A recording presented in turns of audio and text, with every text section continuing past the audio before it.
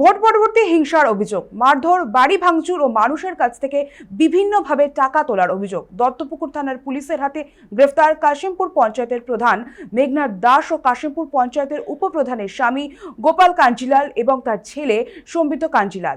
আজ তাদেরকে বারাসাত আদালতে পেশ। এই মুহূর্তে ফোন লাইনে রয়েছেন আমাদের প্রতিনিধি দীপ সেন। দীপ, ঠিক কি জানতে পারছো? আজকে তো আদালতে পেশ করা হবে ধৃতদের, কি উঠে আসছে? একেবারে 2019 সালে ভোট পরবর্তী হিংসা, সেই ভোট পরবর্তী হিংসার ঘটনার পরেই কিন্তু গত কয়েকদিন আগে কিন্তু এফআইআর দায়ের হয় দত্তপুকুর থানা তদন্ত শুরু করে এবং দত্তপুকুর থানা তদন্ত নেমে কিন্তু গতকাল রাতে যেটা জানা গিয়েছে, গতকাল রাতে কিন্তু কাশিমপুর গ্রাম পঞ্চায়েতের প্রধান মেঘনাথ দাস এবং কাশিমপুর গ্রাম পঞ্চায়েতের উপপ্রধানের স্বামী, যার নাম গোপাল কাঞ্জিলাল, তিনিও কিন্তু তৃণমূল নেতা, এবং পাশাপাশি তার ছেলে, এই গোপাল কাঞ্জিলালের ছেলেও কিন্তু গ্রেফতার হয়েছে ইতিমধ্যেই।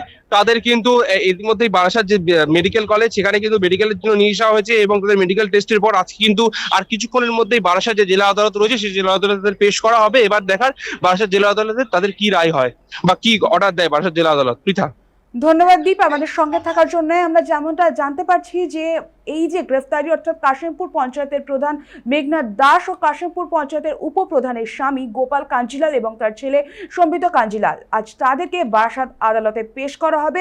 গোপালগঞ্জ লাল একদিকে তৃণমূল নেতা, অন্যদিকে কলকাতা পুলিশের কর্মীও এ বিষয়ে উঠে আসছে।